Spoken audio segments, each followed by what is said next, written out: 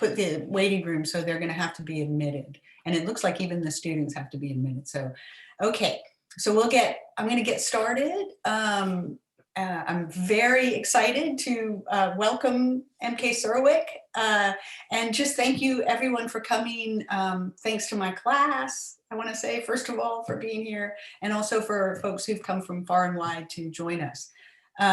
This is actually part of, I'm teaching a first-year seminar in the Undergraduate College of Leadership and Service at Stony Brook. And the class is called Illness-Thought-Activism from HIV/AIDS to COVID-19. And I'll just briefly, the students know this, but I'll just say that we're kind of trying to explore the conjunction illness-thought-activism in time or in history. And we're looking at the medical, political, aesthetic responses to the HIV/AIDS and COVID-19 pandemics. So we're using the historical example of the emergence of HIV/AIDS and the kind of increasing politicization of the illness as a lens through which to examine the ongoing contemporary emergence of COVID-19. And we're looking at these illnesses and how they're treated in multimodal variety of texts, including comics and graphic narratives. And we're right, I was just about to tell MK that we're right at the point where we're going to shift from HIV/AIDS to COVID-19, and I know MK is going to kind of address both a little bit today, so that's great. But this is also sort of part of a kind of project called Drawing, Teaching, Healing, Graphic Medicine in Action. And we tried to get MK to come earlier, actually in the spring, and we weren't able to organize it. And then the pandemic happened. So, but this project, Drawing, Teaching, Healing, Graphic Medicine in Action, emerges out of some of my recent attempts to put engaged pedagogy into practice. And it ties into a lot of ongoing cross-campus and cross-disciplinary projects at Stony Brook. So I kind of hope events like this will provide a forum to reach an even wider audience on the importance of engaged and multimodal pedagogies. So a couple of thank yous before I introduce MK. This has been supported by a FAS Interdisciplinary Award from the Provost's office at Stony Brook. So thanks to the FAS committee and the Provost for continuing to fund initiatives for the arts, humanities, and social sciences. I think that's really important.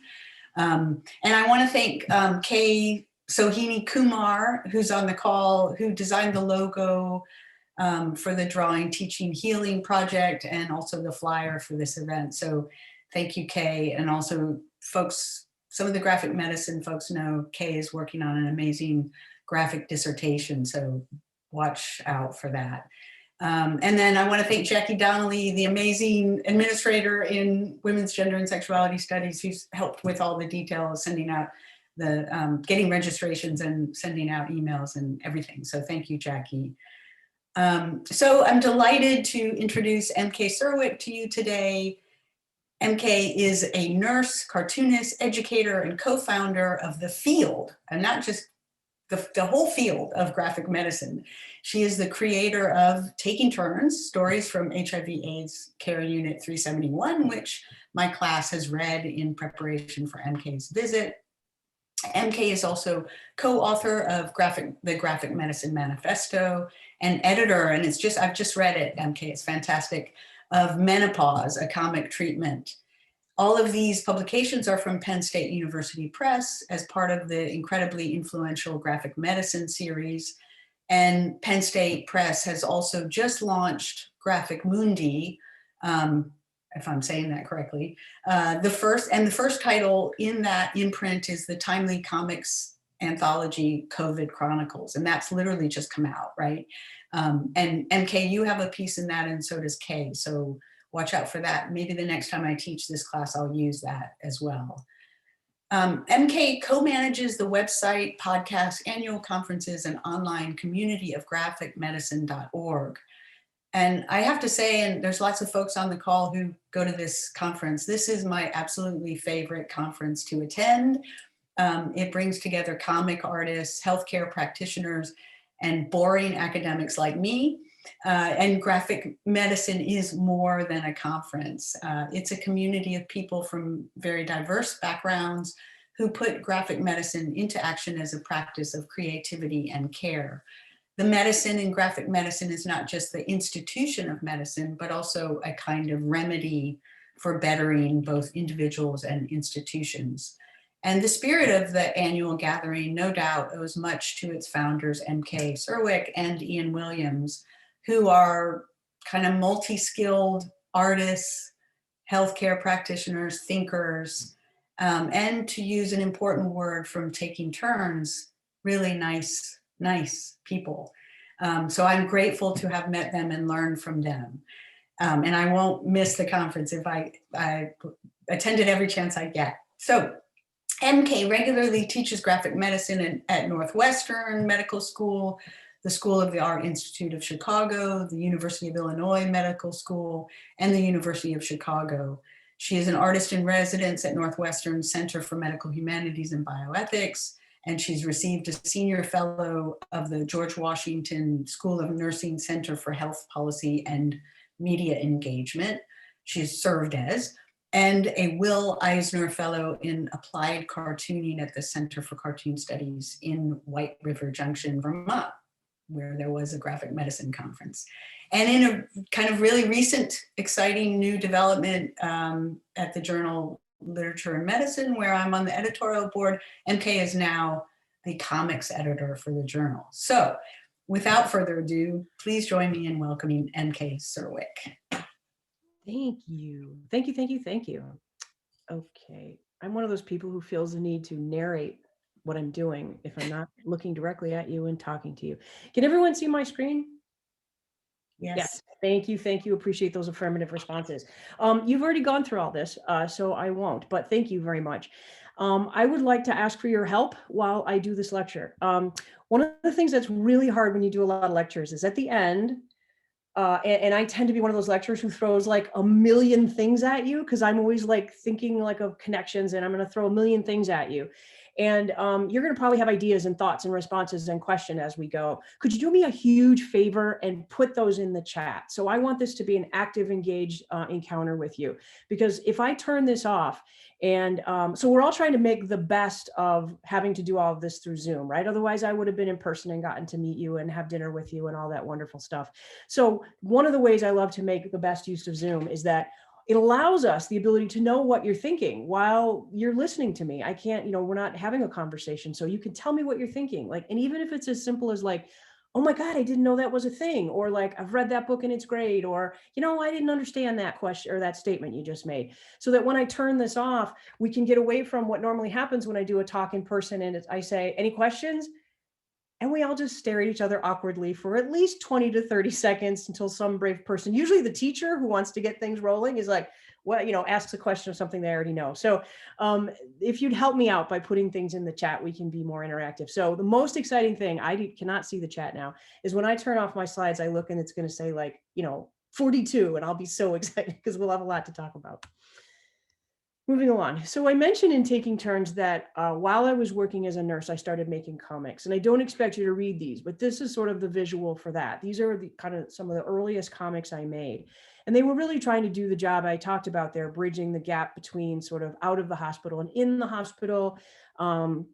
I had a brand new niece at the time, and I was sort of always thinking about the things that had happened on the unit, and I was making these connections. And the one on the left is actually about struggling with an ethical decision that I'd made and really wondering even 10, 15 years later if I'd done the right thing. And like I said, we're not going to go into these, but this is what some of those early comics look like. And the bottom line of this is that they worked, right? They really helped me process what it was I was trying to make sense of in the world. And I wanted to make better comics, and I suppose one could say I could have learned to draw, but I thought it would be more interesting to actually inform my comics with scholarship. what do smart people talk about when they talk about the role of story in healthcare? What work is story doing? Why, when you go to the doctor, you go to tell them a story about what's going on with you and your health. And we actually heal ourselves by telling stories. And also, why was it that making a comic out of that story actually helped me process things? I really wanted to study that from an academic perspective. And I was, my original roots before nursing were actually in the humanities, and I wanted to bring all that together. While I was there, I took a course called The History of Medicine. And this is basically the origin story of taking turns. The final project for the class was to create a pretend project to kind of just in an essay tell the instructor, Dr. Alice Drager, that we could prove we knew how to use the tools of the historical analysis to serve an outcome. And my proposal was, well, I would love to I would do an oral history of this AIDS unit that I worked on. And this is the response that Dr. Drager emailed to me. She said, you have to actually do this project. You're perfectly situated and it needs to be recorded, and I'll be your thesis advisor. So this is a word of caution to you undergrads. When your thesis advisor tells you to do original research as your master's thesis, you got to push back, because the day before your defense, someone else on the committee might take issue. And that was a thing. So, your master's thesis is supposed to be sort of synthesizing a whole bunch of things you learned around one topic. That's not what I did. I actually did original research, which is more towards what you do for a PhD dissertation. Luckily, Alice was able to convince them of the value of this work, and I was able to get my degree and move on.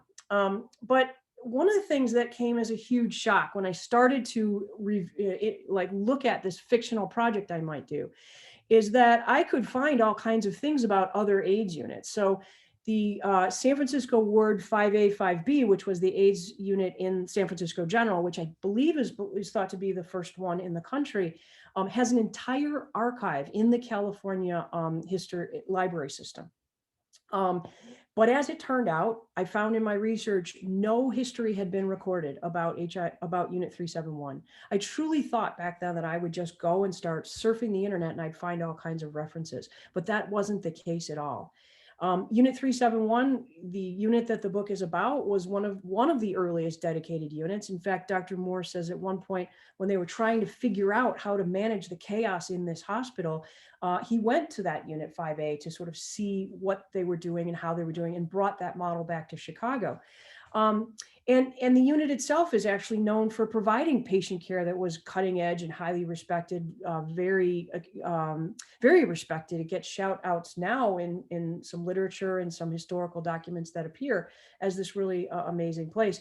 The image there was actually at one point going to be the cover of the book. And it was this moment that was burned into my mind that made me realize this was where I wanted to work when I went to interview, was that when the elevator doors opened, there were Broadway show posters. And I thought, wow, this is a non-traditional place and this is where I want to be.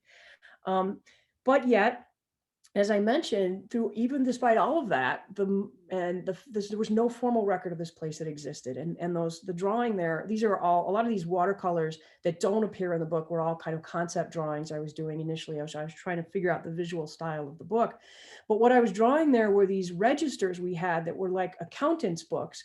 And we would write in them the admissions and the discharges. And then the back, inside back cover, were the deaths. And so this became sort of the news of the day. Every day when you'd walk on the unit to start a shift, you would go straight to the drawer at the clerk's desk, pull that out, open it up, and see if anyone that you'd known or cared about had died off the unit, whatever. Those books, nobody knows where they are. And there were, probably 50, 75, 80 of them, right? Gone. And that was one of the things that when I was talking to people and no one knew where those were, I just thought, wow, we've got to do something. And so I did decide to do this oral history. So as my thesis, I had to learn how to do oral history, and I studied with the amazing Gretchen Case. I did 25 interviews across this time period, 2008 and 12. So you can kind of think about what we knew and what was going on then. I did I was very influenced by Studs Terkel. I did sort of a life review, like, hey, tell me where you're from. What did you want to do growing up? And we just sort of took a little time to get to how they got to 371, spent the bulk of the interview on Unit 371. And then I asked them to look back on it, as the unit closed in 2000. So anywhere from 8 to 12 years after it had closed. Even though I knew all the people I was interviewing, I tried to be very attentive to my ethical responsibilities. And so we did use consent forms. I also wanted them to know that my intention ultimately was to use this in artistic medium. I gave the narrators in the oral history the opportunity to approve their transcripts, and then later when they existed, the visuals I was going to use. And they were able to redact anything, because I was very conscious of the fact that I'm interviewing people who I have a relationship with, and they may say something in the moment that when they take a step back and realize, wait, I don't want that publicly out in the world, they had the opportunity to absolutely take out anything they didn't want. And so my oral history, I was, the program I was in, the Medical Humanities and Bioethics program, they were amazingly supportive of this crazy idea I had that comics and healthcare could go together. But the one thing they said was, your thesis cannot be a comic. And that's a good thing, because it would have never gotten done until much, much later. But I did do the thesis, which was basically sort of Studs Terkel style, talking about the oral history. At the time, we didn't call it. Sorry. So since you've read the book and you're familiar with it, I thought you might, and I don't always do this, but I wanted you to have a chance to hear some of the voices of the characters who are real people. And I'll talk a little more about that in a second. But here are some of the voices. This will only be a couple of minutes from the interviews. At the time, we didn't call it an epidemic, but there was a surge of young men coming in with bad pneumonia. But it wasn't just pneumonia that you could give them some antibiotics and send them out. They were in really bad respiratory distress. They would always end up intubated, and we would come in the next night to find out they had died. So many people would just drop out of sight. This is like 80, 84, 85, 86. People would suddenly just drop out of sight. But it was interesting from a hospital administrator's perspective. There were other hospitals in this community that made it very clear that they wanted nothing to do with AIDS patients. They not only didn't want a unit, but they didn't want patients to be admitted to their hospital. The concept of the unit was terrific. It didn't look like a normal hospital unit. It was set up more like a dormitory. And the other thing that was really important was that we would sit on the bed. We could just go in the room, and this is, you don't do this. You're taught in nursing school. You don't sit on the patient's bed. But just touching, hugging, sitting on the bed meant so much to that patient. It was sort of a combination of about 50% hospice and 50% ICU. And so you're either trying to spend time with somebody who's dying or crying because the parents have just told them to, I don't care what happens to you. Or somebody's having a crisis and they're about to code.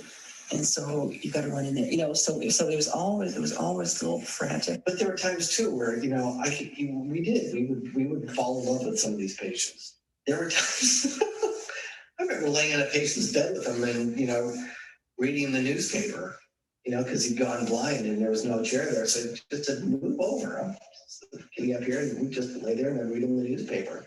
All of these patients with AIDS, they were like running through your fingers like water, and there was no way to stop them. I think for me as a professional in an HIV, 371 was my family. 371 is a point of reference and a resource for my own person. On 371, it seemed to me that pretty much the spirit was, this could have been me, not just for the gay guys, but people who somehow got the empathy thing. God, that these are just other people taking turns being sick. I'm the nurse today. I can be the patient, not necessarily with HIV, but just this us-them thing really wasn't very operative. When David said that, I instantly knew I had the title for my book. When he said taking turns. So you might recognize some of those characters. Some of them you wouldn't, because I did a lot more interviews than people who appeared as characters in the book. But I want to share two more with you because they're people I care about very dearly who are no longer with us. And I do want to warn you that there's a great deal of background noise in the next clip I'm going to play. But what he says is worth the trouble. So you might need to be either closer or further away from your computer to be able to hear.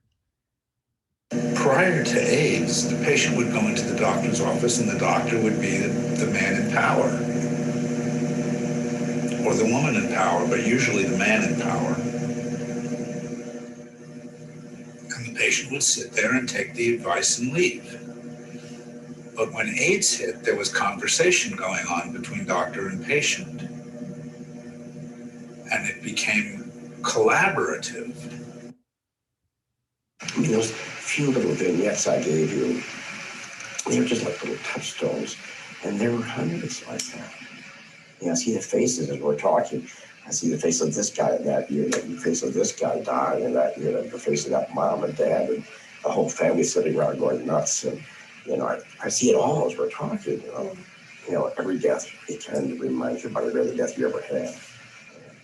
So it's like all there, but it's who you become as a result of that.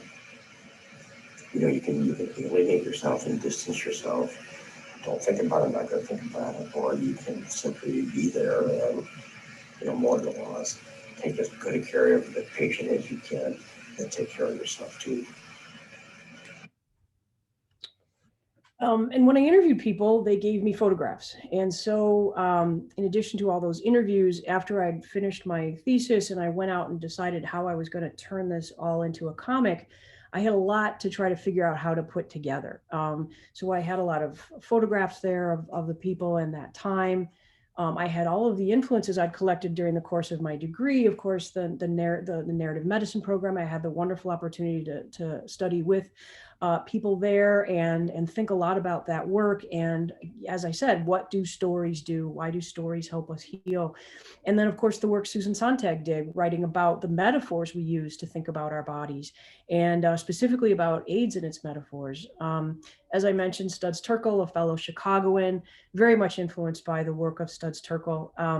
And actually, there's a nurse who worked on Unit 371 that actually is interviewed in this book, Will the Circle Be Unbroken, which is the book he used to look at death and dying and people who work with dying. A nurse that I didn't use in my project because he had his wonderful history recorded there. And then this book was a huge influence on me. Anna Marie Moll is an ethnographer who basically in this book, The Body Multiple, which is fascinating, both like how it's laid out as a book, but also like what the project was with this book was to look at how does a disease move through a hospital. And so in the book, the case is atherosclerosis, but like you picture, you know, so a patient walks in the back door or the front door, or they walk in or they're brought in the emergency room, right? Then how is the disease enacted throughout the hospital? So like the specimens from the blood go to the lab. And how do the people in the lab interact with those specimens? And, you know, the person goes to X-ray and then they have their unit. And like, it looks at the ways in which, as I said, a disease is enacted within a hospital. And you can obviously see why that would be important to me. And the reason that was so resonant to me was because I would think about all the times, and I was fascinated, and this ties back to narrative. Say I was working a night shift and I didn't have a volunteer to go get a unit of blood. I had to hang on a patient, and I would run down to the blood bank. And before they would, the people who worked in the blood bank, which literally, and the pharmacy were in the basement of the hospital. They had no windows. It was just this dark place. I would get lost when I was a new employee. I would go down there to get that blood, and they would stop me and say, like, how's he doing? Is he doing better? Is he better? And that blew my mind. They had relationships with our patients, and they cared profoundly about turning around a specimen quickly or getting a drug ready. And that moved me so deeply that I really wanted to bring this perspective in those different departments into the work that I would do. And I most specifically featured that around making sure the pulmonology department became a part of what we did. So academic influences, those are just a few. There are many more.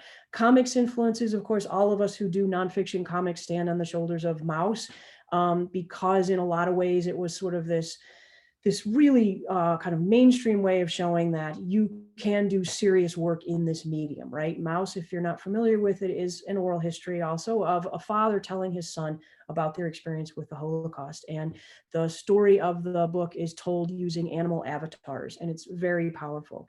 This was the early 90s, and it was a very confusing book for a lot of people, particularly people who give awards for really good books and booksellers who don't know where to put it. And that really sort of opened up those worlds to people starting to come along with what the kind of work that we do in graphic medicine. Another really formative text for me was Brian Feist's Mom's Cancer.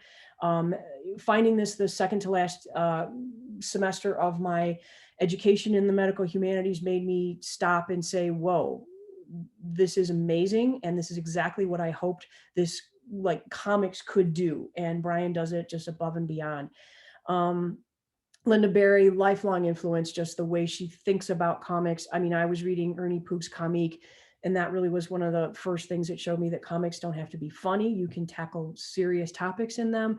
And then, of course, all the work Linda Berry has gone on to do currently at the University of Wisconsin, getting PhD dissertating students in the hard sciences, working with 4-year-olds to be able to draw again and capture what we knew when we were 4 about how images can work to help us share our ideas. Alison Bechdel, of course, all of the work with Dykes to Watch Out For, and of course, Fun Home and everything she's done since. Carol Tyler, amazing cartoonist, just also amazing human being who's done amazing work around caregiving, and I really adore her work. If you're not familiar with it, check it out. And then Howard Cruz, who was one of the first syndicated gay cartoonists, also one of the, with Alison Bechdel, who did a strip called Wendell, which I'll talk more about in a minute. This comic I actually had in my giant pile of stuff, which I'll show you in a moment also. This is by Jennifer Camper, a New York cartoonist who's still working, and it's called Bearing Angry Witness. And I remember cutting this out from the paper when it came out in the 90s because it very much mirrored my own experience.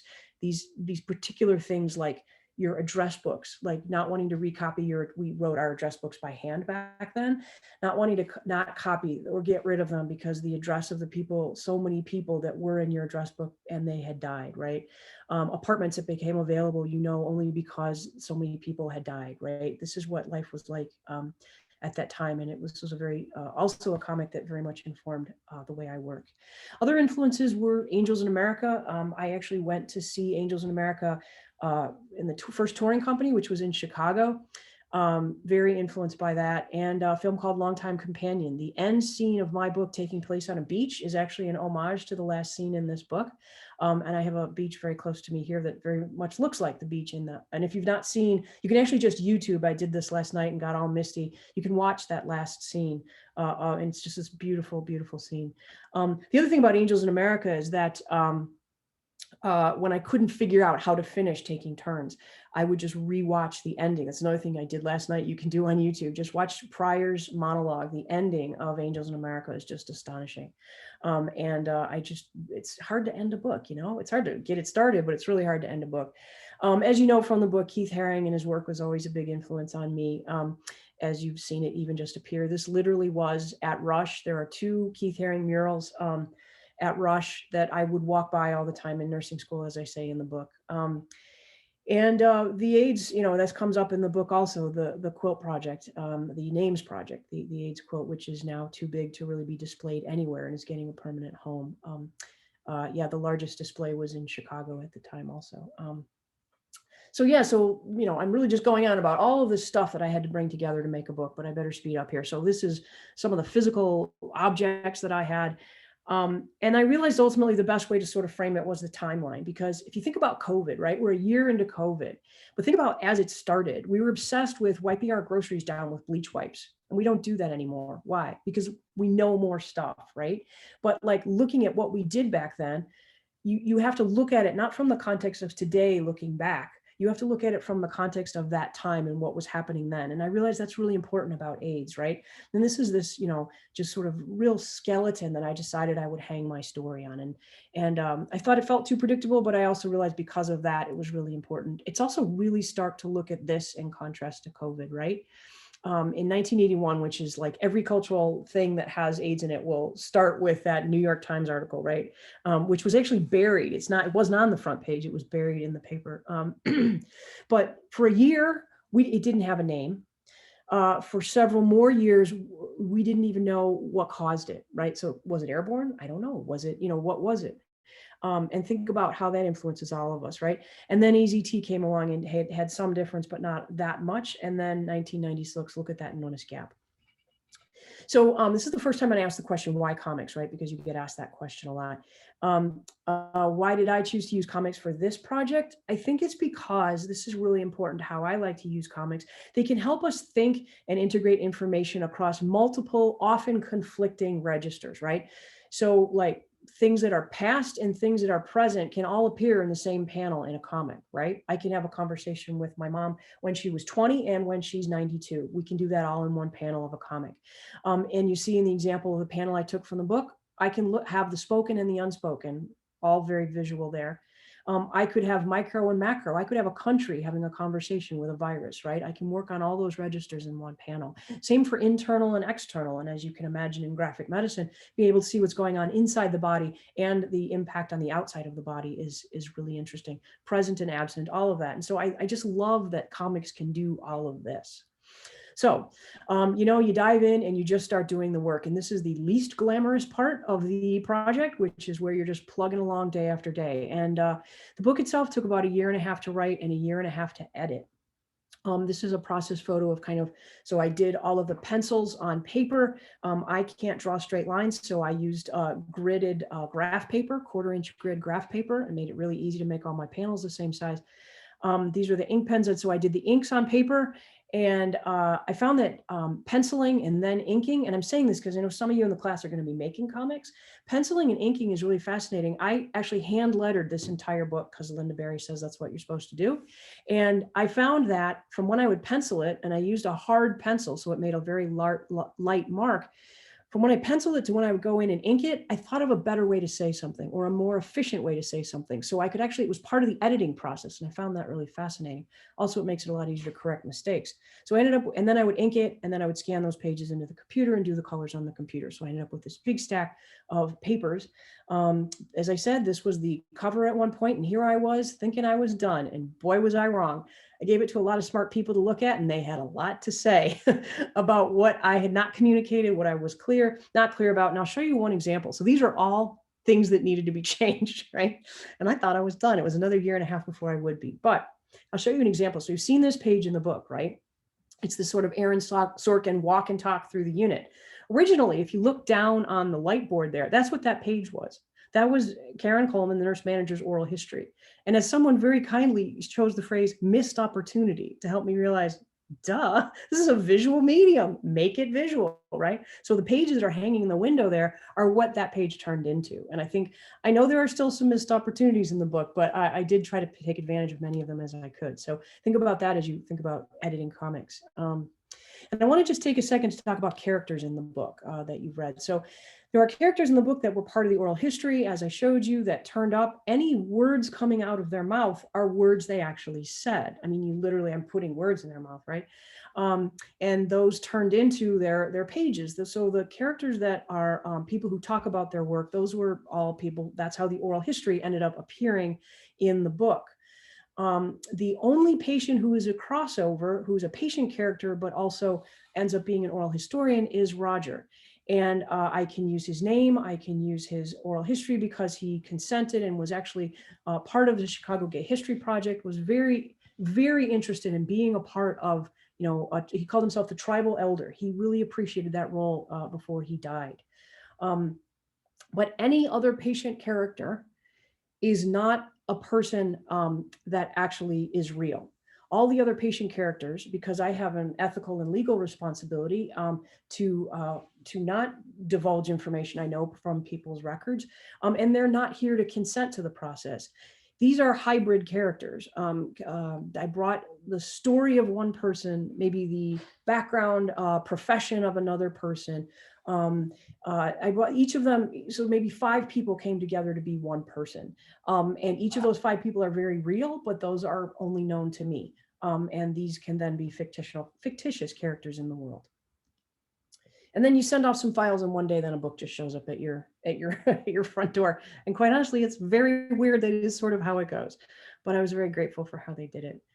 After the book came out, we did have a gathering at Illinois Masonic Hospital and talked about, these are again some of the characters who appear in the book, some explicitly, some like the clerk standing there behind the 2 clerks standing there behind the panel from the quilt are actually tiny characters in the book that you'll see.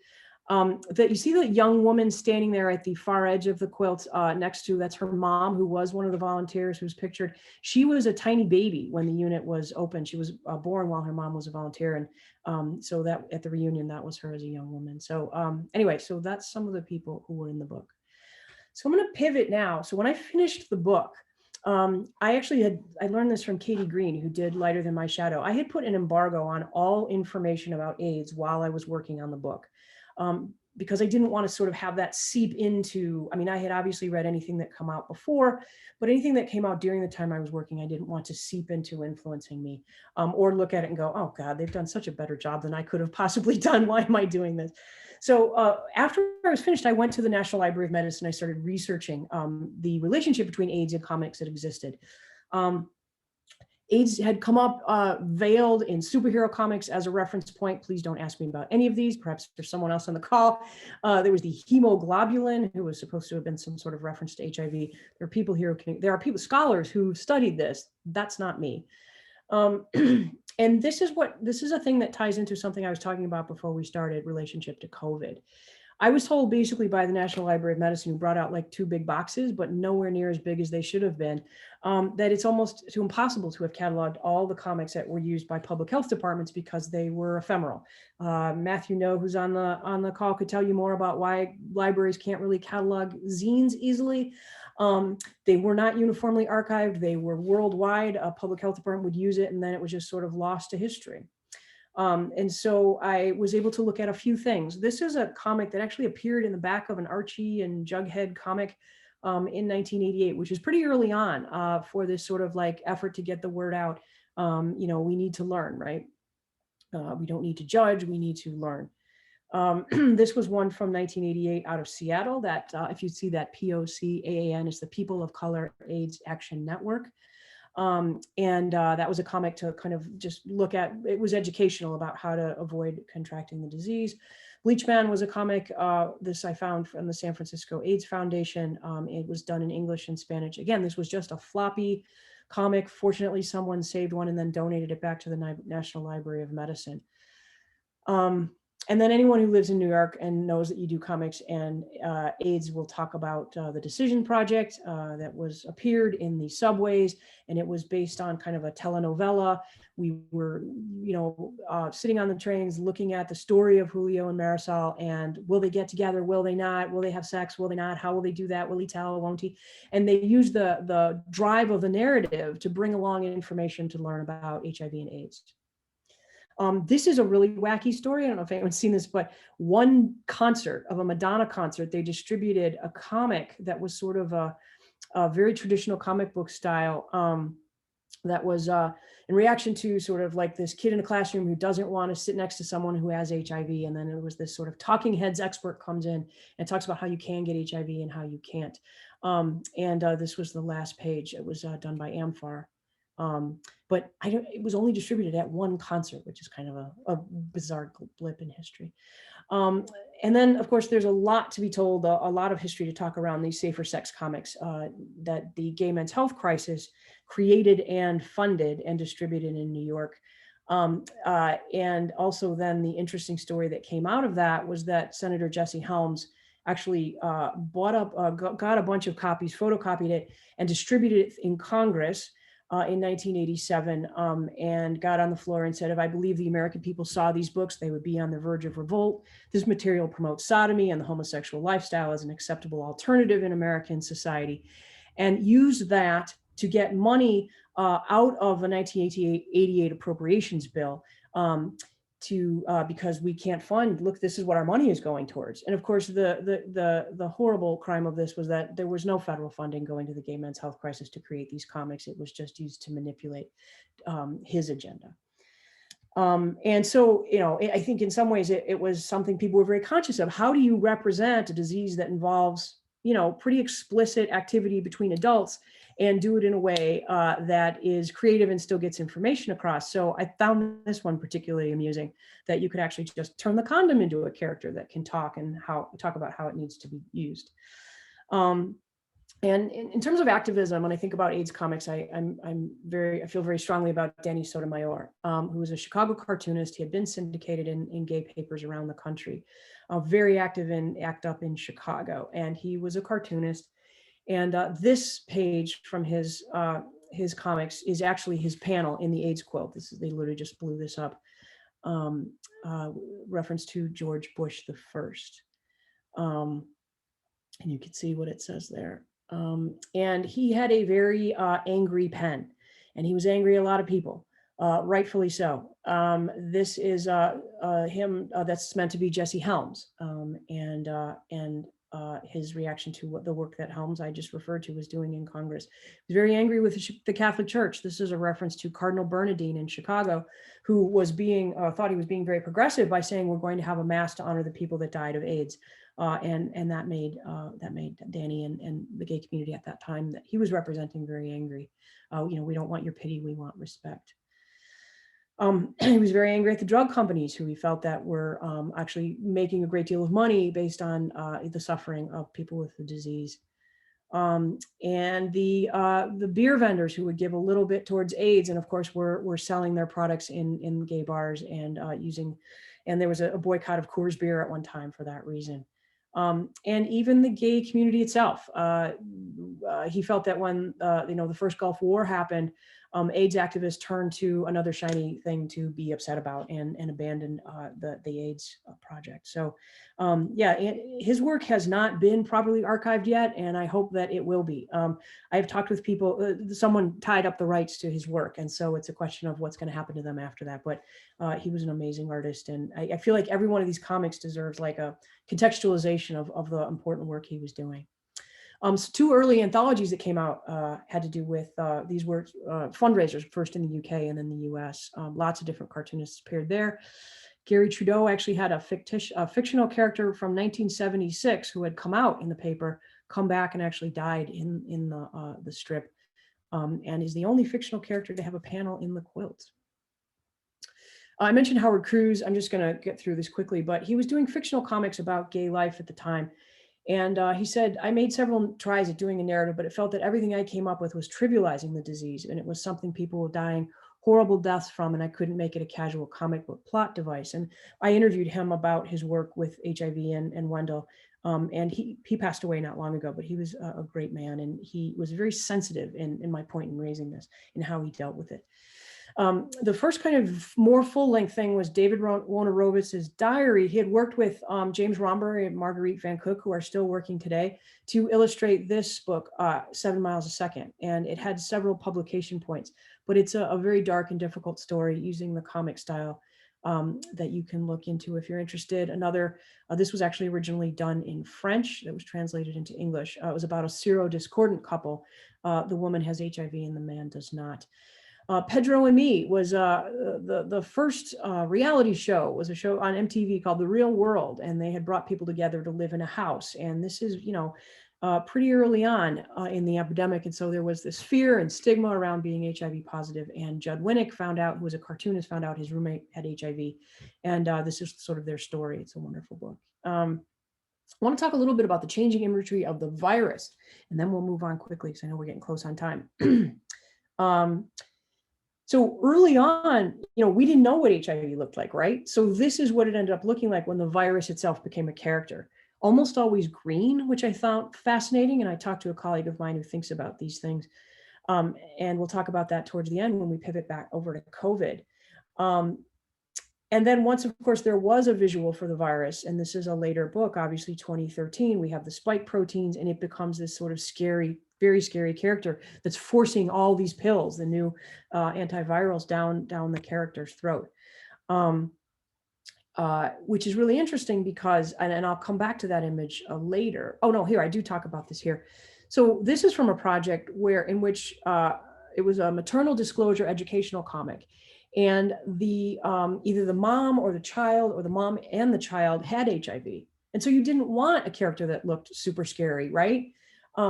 You basically, the way they said was like, we wanted the virus character actually be more like a crummy roommate, right? So they wanted it like slightly threatening. You see the little tooth there, but also not terribly frightening, right? When you tell someone the virus is in you, well, you can't have it be super scary.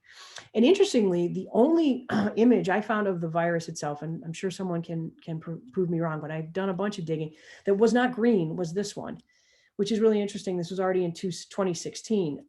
This was a poster that brings in, the drugs and the effort to find a vaccine.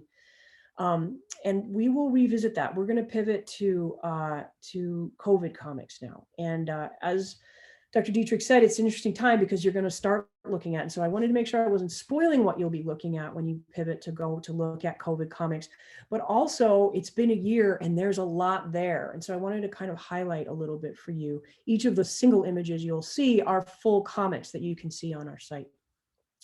So just over a year ago, my colleague Alice Jaggers, who's a medical librarian, and I, as I said, had started seeing all these comics coming across mostly our Instagram feeds, tagged with graphic medicine. And as you now know, I was very aware that a lot of the comics from HIV and AIDS were lost to history. And I thought, well, I really would like to make sure we can archive that. And so we started doing that. And as Matthew, who's on the call, a medical librarian, had put in the chat and can tell us more about, our graphic medicine page on the our COVID comics page on the graphic medicine website is actually being archived by the National Library of Medicine now. So we know that stuff won't be lost this time. We started after a while organizing them into categories. I recently added a vaccine category, which I want to get more comics for. So if you see anything out there that I don't have, please send it to me or through the website. There aren't enough vaccine comics yet, but these are the categories we started, and the categorizations you'll see on our graphic medicine COVID comics page, we've actually each created their own page for, so it looks a little different than this. And as was mentioned, the COVID Chronicles came out, and there are a few journal articles coming out now about kind of looking at these comics. So I added a publications tab also, so you can look at the thinking around, thinking around these comics. As I mentioned, what I like to think of sort of the first wave of COVID comics as these things that came across our Instagram feed through the graphic medicine community, people who are providers, but also cartoonists. These are two examples here. I think of it as sort of the first wave because it really was sort of news from the front line. There weren't a lot of cameras. There weren't movie camera filming in these hospitals. Visitors couldn't even go in. So it's not like reporters were in there, right? And there was this desire to sort of communicate to the outside world what was happening in the hospitals. And I feel like these comics started doing some of that, as well as what these personal experiences were like for caregivers. Why were comics suddenly being adopted in graphic to communicate about COVID? And this goes back to generally how I think about graphic medicine. Comics are really great when you have a high density of information, a high level of importance of that information, and the learner is in a high stress situation, right? Think about the early days of COVID, how much we had to learn, how important it was that we learned to do the right thing, and we're all freaked out. Same thing applies when you are going through medical school, you're freaked out, you got to learn a lot, and there's a lot to learn. Or you're given a cancer diagnosis, same thing, right? So comics are really efficient in those moments, right? Here's another moment that's often used by comic studies scholars to talk about the efficiency of the medium. And of course, they also can potentially transcend language barrier, literacy challenges, and they add sort of a visual attraction and appeal to engaging with it, right? As opposed to a sheet of text when you're sent home from the hospital and you need to know what you're supposed to do to care for yourself, right? Comics also are low cost and low tech, which often explains why public health departments can kind of quickly just adapt this technology and get them used. This is a great example of a comic that I think proves that point. You can look at this and you pretty easily figure out these are the symptoms of coronavirus, and you can figure out from those images exactly what they are, even if you don't read Spanish. This comic was created by Monica Lalanda, emergency medicine doctor and cartoonist. And we actually, through the website, got contacted by a meatpacking plant, and they emailed us and said, the CDC, the Center for Disease Control, only gives pictorials of 3 of the symptoms, but not all the additional ones. It would be hugely beneficial. And some of our meatpacking plants, there are some 31 languages are spoken, and this would be a really efficient. Could we use this visual?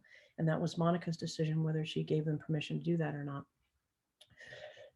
Excuse me, but as I said, there was a lot to learn, right? When we first started dealing with coronavirus, all these things we needed to learn, comics really started coming out and also started appearing on much more mainstream sites that you wouldn't have seen them prior to that, like the NPR website and all that. We had to learn, say someone in your household has COVID and they're sick, but you're not. How do you take care of someone? There's a great comic that talks about that. Pandemic modeling. Suddenly everyone's like a mathematician and we're supposed to understand what they're talking about. The 538 website ran a comic to help think about pandemic modeling and why is it so complicated. What does the law allow you to do under federal quarantine powers? Here's a comic that starts to explain some of that. Some colleagues in graphic medicine wanted to talk about the kinds of decisions, if you remember, what if you only have 10 ventilators in your county and there are 50 people who need ventilators, right? Like those are scary things to think about as citizens and also to be faced with making decisions. And of course, they never use the word rationing and they think about making decisions. And a group of ethicists got together to make this comic. And then, of course, at the same time as we're looking at COVID, a lot of social justice stuff started coming to the fore. And this comic was actually made by a student at the University of Chicago as a final project for a course I was teaching. I just happened to be teaching a course called Death and Dying when the COVID lockdown happened. And there's a lot to be said. And I thought that she did a beautiful job with some of the visuals on this comic. And so there's a section of the website just dedicated to that. And then, of course, patients were making comics and posting them. The one on the left is actually in the COVID Chronicles in its entirety and on the website. And so this is this group I started calling the second wave of COVID comics. These sort of like, again, it's not so much that the people who make them are the provider / cartoonist, but it was more of a collaborative effort. They would get an illustrator to work with a provider who gave a story or talked about it, who then would get a cartoonist who would sort of, these collaborations that appeared on more mainstream websites. But what strikes me most is that these are kind of the images that you'll see in each of those. These are all from individual comics, obviously. And this is a very prominent image you'll see in those comics. And again, I really believe the goal of this was to get these images from inside the hospitals outside so that people would start taking the lockdown seriously and understand what's happening in there. Because this happened during AIDS, I can remember ending a shift and just thinking about all I had just witnessed, walking out into the grocery store, and it was like nothing was happening. And that's a huge disconnect. And that is an important proof of the communicable disease, a disconnect that you have to try to figure out how to bridge. And comics were starting to do some of that work. And then, of course, contrast that to the outside world where we're in lockdown and we're bored and, I'm going to read all those comics. But of course, you don't know what it's like to live through this. And you're actually just, anxiously awaiting the next news. So, the gamut of COVID comics runs from those really difficult images of what's happening inside the hospital to helping us cope, right? All of us dealing in lockdown. You'll see a lot of those comics there. And then this is, I'm just going to wrap up, I think, with this is pivoting back to the idea of the virus itself. This was the first image that came out of the CDC that we, of course, started seeing everywhere. And it's red. And then I found some greens. And of course, again, because of how I had looked at the HIV virus as it represented as a character, I was really paying attention to this. And it seemed like these are all images from separate comics. It seemed like they all came across this spectrum of red to green, which of course on the color wheel are opposites, right? Red is blood, green, think about Frankenstein. As I said, I talked to a colleague who studies this stuff, Catherine Belling, and she talked about like, well, yeah, green would be how you represent a virus because you want to think of it as something you don't want in your body, right? It's other. And even in my own book, I used green and I hadn't thought about it yet. I just instinctively used green. And so these are all coronavirus. And then I found one that sort of played with a lot of colors. The one there, again, starting thinking about the virus as a character that has some sort of agency, right? The trope they adopt is a monster, right? It's a vampire. And this is from an animation actually that I think is a very, very effective animation that can show how you can, this is, this virus has this goal of getting into your body. I loved even throwing in the cape to really push that metaphor. Yet this one is by the one that just came up there with the big eyes and the downturned mouth is by a nurse who's a pediatrician. And so she's, thinking in the pediatric setting. And I think kind of more towards that idea of if you already have COVID, you don't want to think about that, that vampire being in your body. You want it to be something a little bit less scary, right? So you have to think about the ways in which we use, this one was intended to have a sort of a political implication. Just a few more examples. Again, the virus having agency and wanting to get close to you. And I sort of pivot from the virus as character to the metaphors we use, right? And again, we think about Susan Sontag's work and the war metaphor is, I'm sure you heard it through COVID. You certainly heard it through HIV and AIDS, and you hear it when it comes to infectious disease because we are going to battle it. You're going to battle even non-infectious disease like cancer. But that's a very dangerous metaphor, right? Because if someone is told that they're meant to battle something and they still are going to die of it, does that mean they failed, right? The war analogies are tempting but again, you have to be careful. And when I first saw this comic, I was like, wow, that virus looks about as tired of this metaphor as I am. I like to think about it, but it's a great comic. And also, like, look, there's times when that metaphor is helpful, right? Like, you need to stay strong or whatever. It's tempting, it's helpful. And I've used it myself in a couple of instances talking, but I think it's something to think about. And I just want to close with this comment from an article in The Lancet that my colleague Brian Callender wrote. He said, by articulating relationships between the invisible pathogen and humanity, the epidemiological and temporal properties of transmission, and the invasion disruption of social spaces, you think about all those registers, behaviors, relationships, comics and the COVID-19 pandemic are valuable contributions to the outbreak narrative and the visual culture of contagion. And those are two of the things he was focusing on and thinking about. And hopefully you can focus on and think about as you start moving towards looking at COVID comics. And I think that is the end of me going on and on. Now, this is the exciting time when I figure out how to use my cursor. And there's 34 comments in the chat. Woohoo! Yay! Thanks, everybody. That was fantastic. Thank you, MK. Wow, great. Thank you very much. Yeah, so there's lots of, there's applause, and I just was reading something about the quietness of Zoom end of presentations and the problem of that, but this is lots of enthusiasm. And yes, there's lots of comments. I don't know whether you want to take a look, or we can kind of go through some of this together. Lots of people just following through and commenting and engaging with your presentation as we went, and really in fantastic ways. So I think really lots of good stuff in the chat. Does anybody want to jump in and ask a question right off the bat and bring us to something that you brought up in the chat? I want to just give somebody a chance to raise a hand and jump in, or I can start going through the whole chat, right? This is great. Do we have a volunteer? Yeah, MK's checking it out. Yeah. Yeah, so I'm looking for, actually, I love all this. It's just wonderful. I really appreciate this. Because, you sit in front of a group of people, like, you know what they're thinking, and you always assume they're thinking like, wow, she was really dreadful. This is great. It's really great to see your reactions. Thank you. But there was a question I came across. Someone asked about GRID versus AIDS. Yeah. So I can say something about that, but I know that, Dr. Diedrich, your work has been just amazing in this field as well. So I'm sure you have something to say, but yeah, gay-related immune deficiency during that time period when we didn't know what it was. That was a name that came before AIDS. And you can imagine what suddenly made that not a useful term anymore, right? And the way that the narrator from the emergency room, the nurse from the emergency room said, I'll never forget the way she said it. She's like, and then we got a grandma came in, and she wasn't hanging out in those gay bars. So then we knew it wasn't just a gay disease. And then people, of course, who were had gotten transfusions or were IV drug users. So they realized that it was a theory, but that theory wasn't holding as time went on. So did you want to say more about that?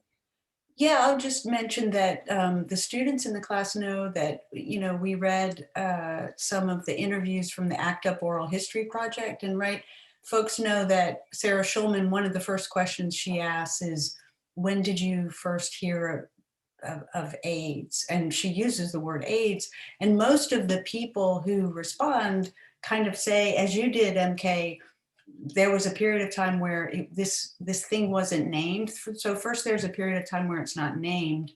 And so there's sort of uncertainty about that. But then it gets named GRID for a very brief period of time, which of course ties it to an identity rather than to practices that might lead to infection. So that was partly one of the things that AIDS sort of took it out of made it less identified with gay men, but there was still the association. That association lasts, and it still continues to kind of last in relation to AIDS.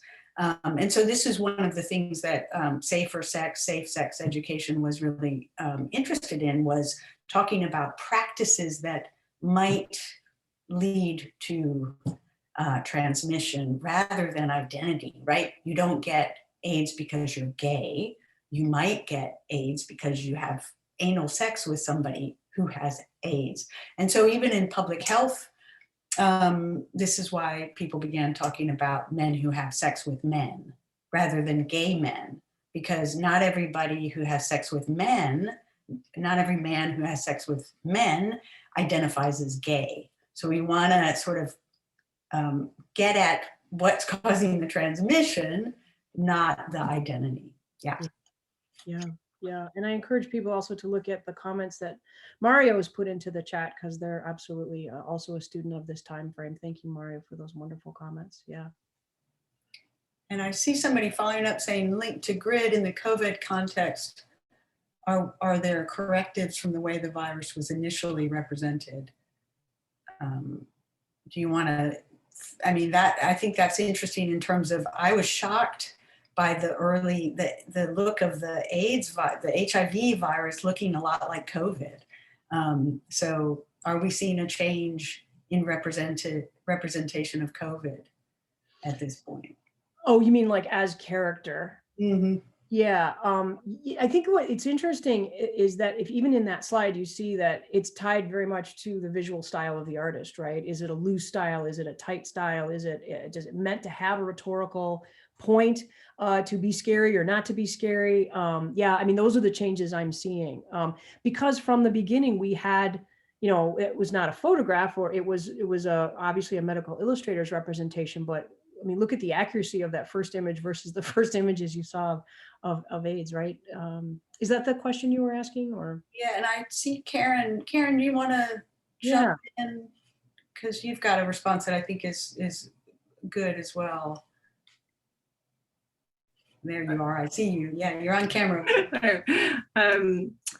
Yeah, I mean, just not so much in visual representations that I don't know as well, but certainly in the naming of it, right? The kind of discourse that started out with Chinese virus or Wuhan virus linked to location, and then the WHO's explicit rejection of that, and coming up with COVID-19 as a neutral identifier to try and avoid the sort of horrific events that we've seen in the last even couple of weeks. So naming, I think, has been really key with this.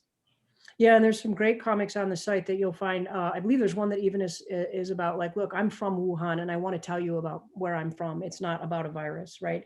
And there's another one about like some of the anti-Asian violence and that sort of just there's echoes of that stigma, right? Like, and there's some of those comics that are echoing that work that are important. Yeah.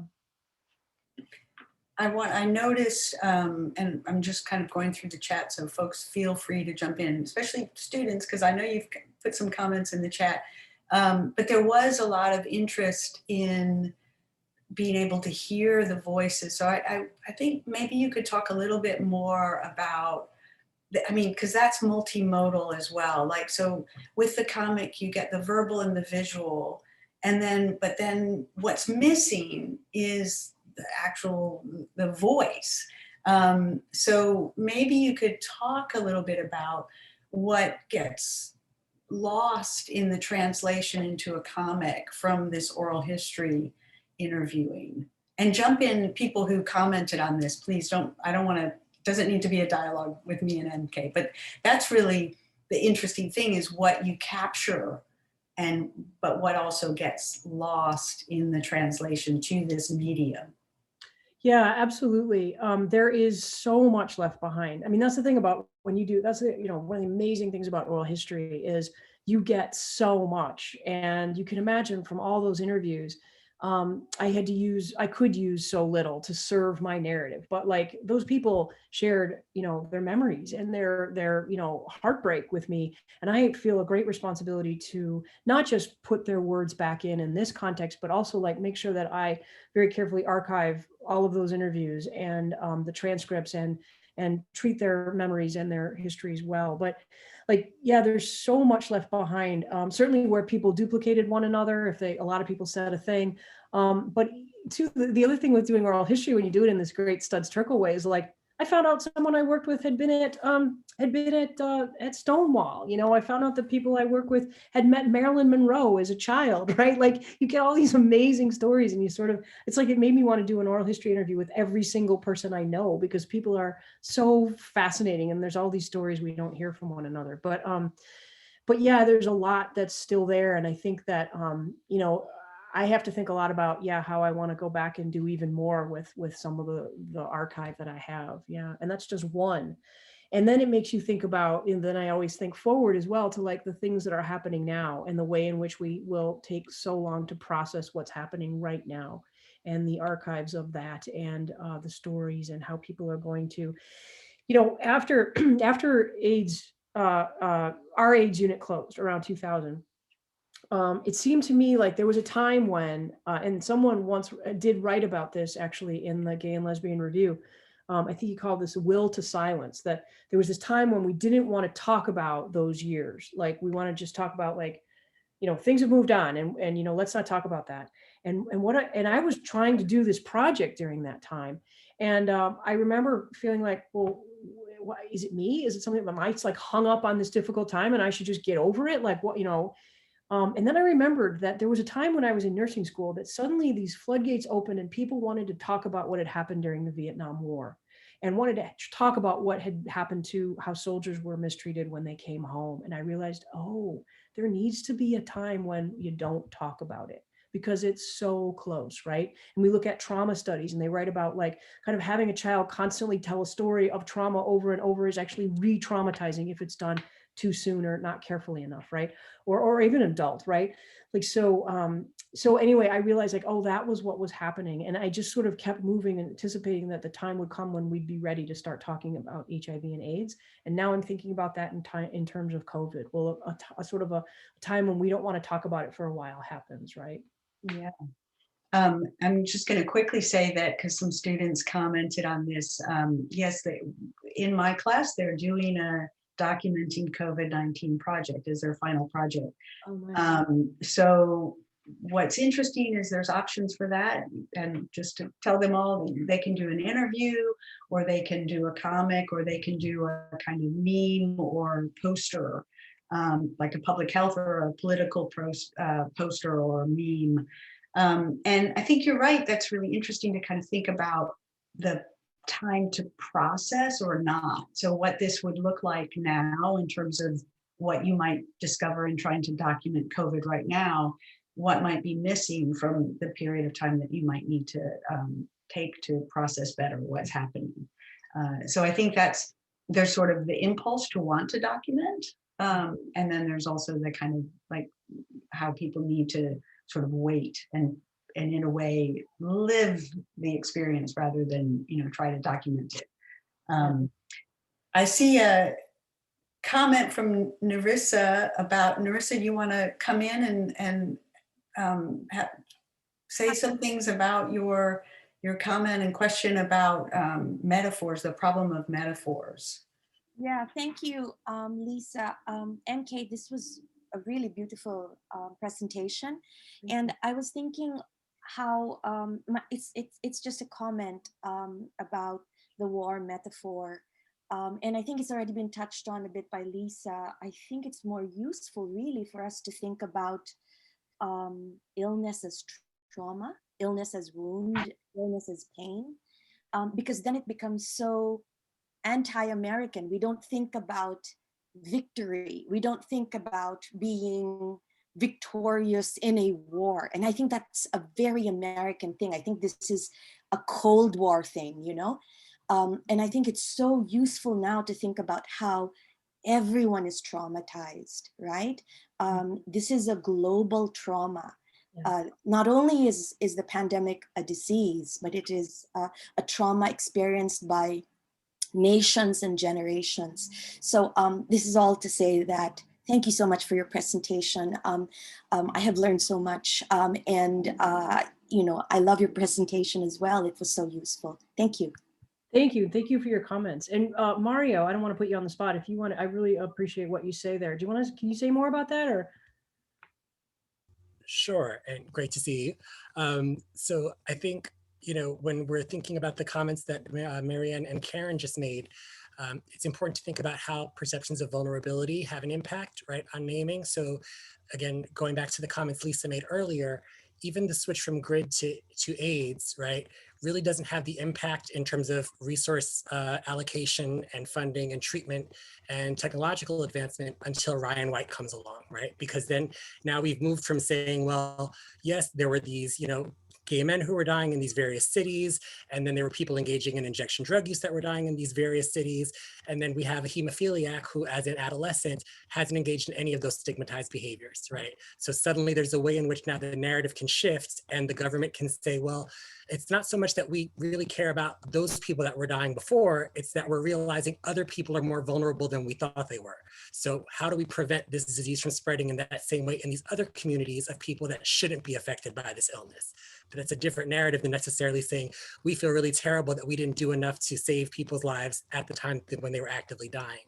So I think there's certain ways we can see that parallel with COVID. And I think obviously there are technological advances and scientific advances that help us understand viruses better now anyway.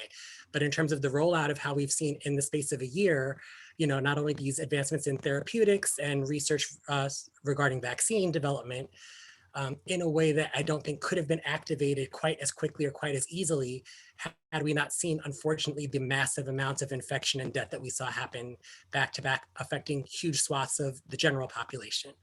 If the virus had been isolated in a different way to only specific communities due to specific behaviors, the responses may have been much more similar. That's right. That's absolutely right. That's absolutely right. Yeah, and I mean, I think this is, we've talked in the class, students have heard this, the kind of idea of the concern about protecting the general population.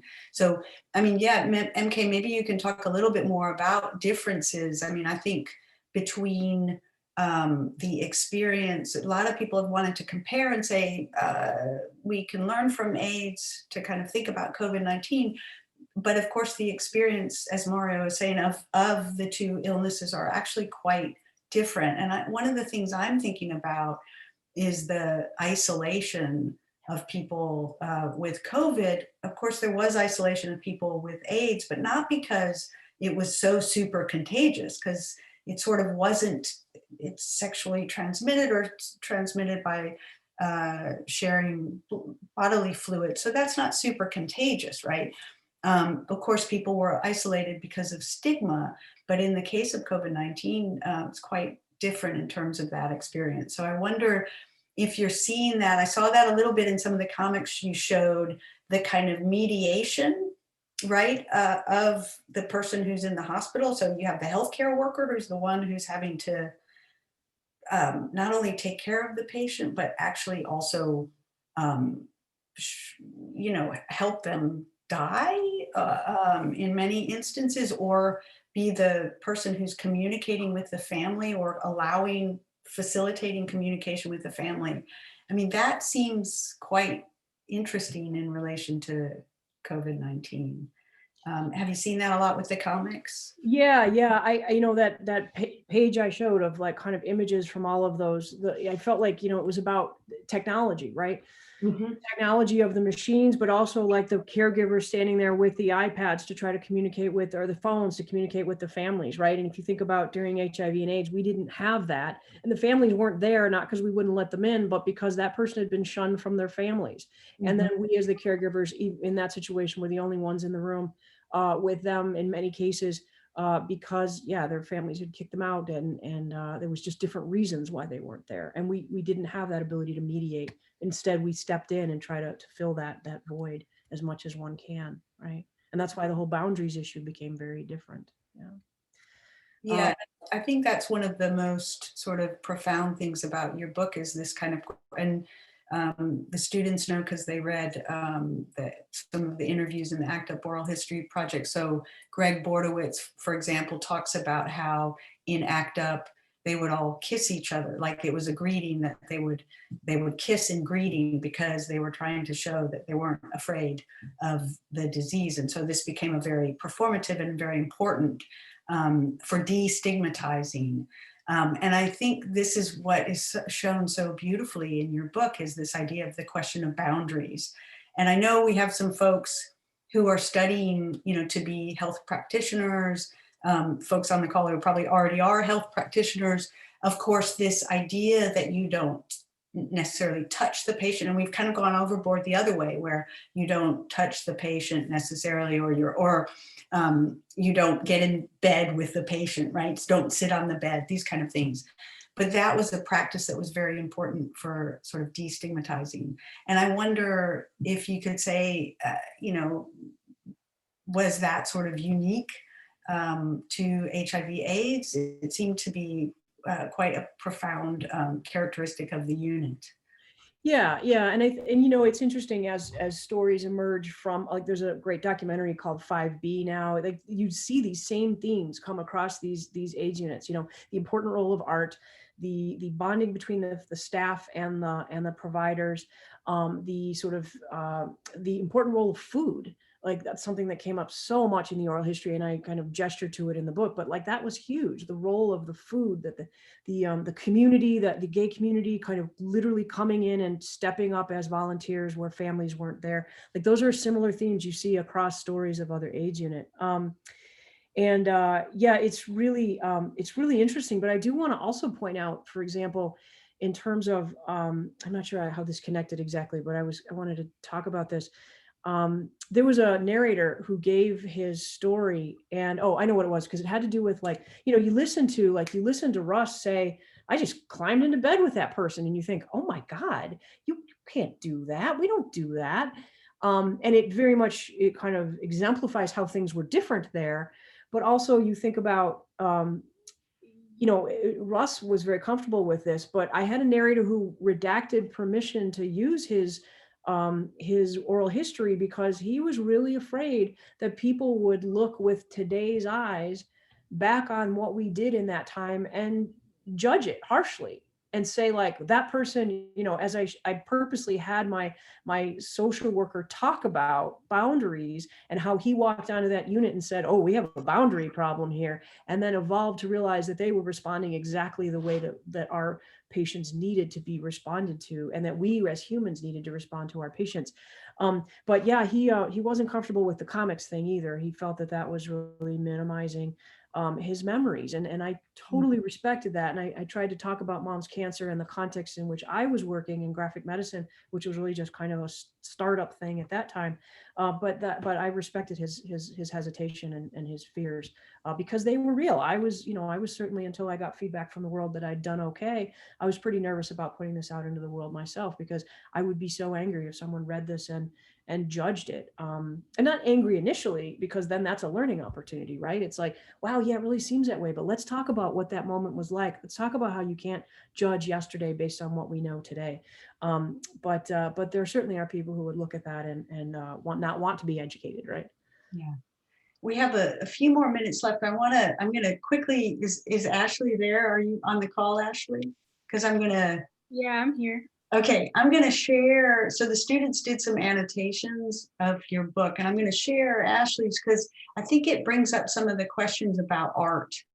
And I wonder if you can maybe talk a little bit about, so let me see if I can do this. Oh no, the students know how slow I am to share. Okay, is this coming up? Does that show? Yeah, that wasn't slow at all. Okay, good.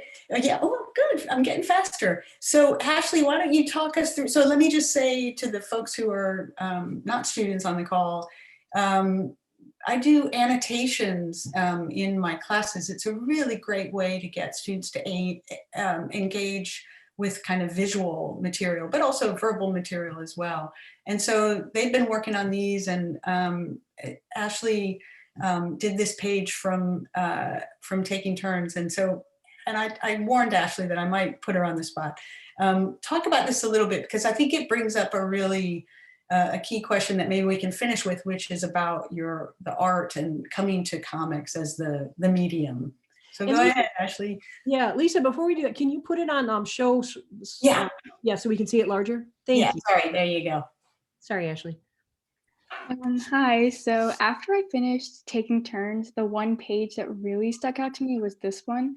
So while reading the book and looking for something to annotate, I was like thinking, how can I find deeper meaning in a book that's like so personal to you, MK. But then I realized that like I could actually relate to so much of what was happening, as well as your personality.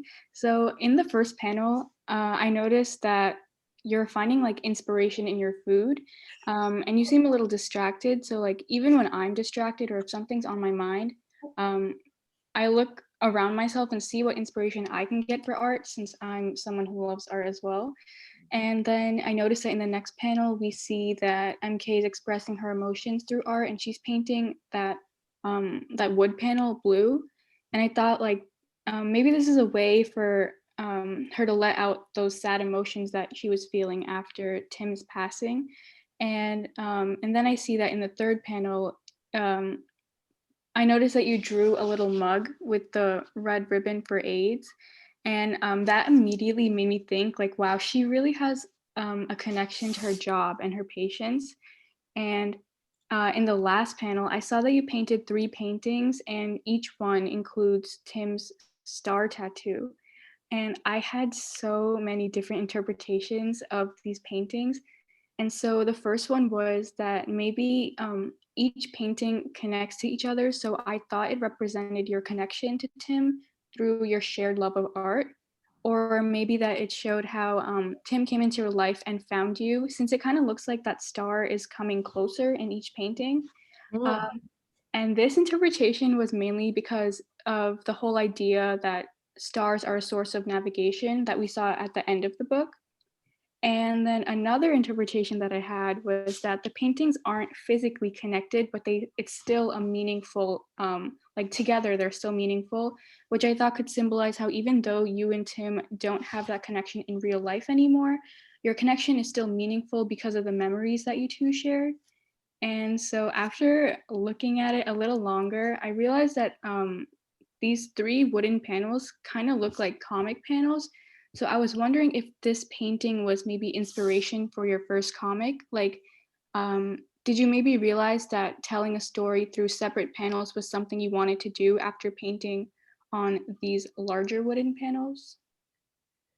Yeah, that's really fascinating. It's an excellent observation, because it is not lost on me, the irony that I was painting wood boards and then like, yeah, putting them like in panels, right? Like it does echo eventually. You know, maybe if I were smarter, I would have thought ahead, but I wasn't at the time. But it certainly makes sense, right? And you, of course, you look back on it like, yeah, it was right there in front of me, but no, that's not what I was doing, right? Yeah, it's really an amazing analysis. Thank you. I had this one patient who part of Tim's character is based on, who was a visual artist, and he used to say to me that he used to say, you know, I love to show my art because then other people can tell me what it's about. And that's exactly what that felt like for me. Like you really kind of picked up on things, yes, I was intending, but also like, wow, like that, yeah, you know, like there's things that you pointed out that weren't even really conscious, but were sort of happening. And I really appreciate that. Yeah, I still have that mug, by the way. Yeah, yeah, I mean, I'm just sort of blown away. I love seeing that. In any of the students who would be willing to share those, I would love to take a look at them, because I find them really inspiring. You know, like I said, you do a thing and you put it out in the world, and you want to know the work it's going to do in the world. I will share them with you, MK. If we maybe have time for one more question, if somebody wants to jump in and ask a last question. I did want to gesture to or something in the chat. Yeah, there was something in the chat about asking about graphic medicine more broadly, how many universities are teaching. I didn't want to miss that, and medical stuff going on in Greece. Matthew has left us, and he helps to archive some of this stuff, but I would highly recommend go to the graphicmedicine.org website to see if you can find that, but also feel free to email me separately. I'll be happy to further that conversation about college courses like this one, teaching graphic medicine. There are many, and Mario is in the narrative medicine program at Columbia. They use comics in their teaching as well. And so, yeah, there's a lot of universities, and not even just, there are many courses that focus directly on this, but then there are wonderfully like comics on broad topics that have decided to bring in some of these texts. I'm talking next week in a biology course that is using taking turns to sort of show the way in which the biology acts in the world. And so it's really quite wonderful what's happening in graphic medicine. And there's one last question there. Oh, my email is on my website. So my website is comicnurse.com, and you can poke around there and see what you see. And then my email you can find there a contact form. And also Nancy's asking about, what about you can't draw? You can't, Nancy, you can't say that. Anybody who knows me knows you're not allowed to say that. We all can draw. We all drew as kids, right? We drew to communicate our thoughts and our feelings. As Linda Berry says, you know, a 4-year-old won't draw and we worry, but a 40-year-old won't draw and we think that's normal, right? So what happens? There's lots, I have a whole lecture on this and I won't give it now, but you can draw. It's just a question of picking up where you left off, whether that was in 4th grade or, you know, high school doodling, whatever. We all can draw. Yeah, where do we find collaborators? That's something, again, if you look, there's also going to be a gap between if you don't draw regularly and you don't, it's not the style you want your project to look like. Sure, you can collaborate with someone. And if you email me through the graphic medicine site or through my own website, I can help you hook up with people who do this professionally. And there are, you know, there are more people, Nancy's a historian, there are more people kind of doing some collaborative projects to kind of get a history out there or something out there. So that, yeah, that is not unusual to kind of collaborate for that. That makes sense. Okay, I want to say thank you so much, MK. That was fantastic. Thanks to everyone for coming. This was a great event. I really appreciate all the enthusiasm. So thank you very much. Yeah, thank you. It's wonderful to have experts in the audience as well as my presentation. It's really wonderful to have all that support. Thank you. All right. Thanks, guys.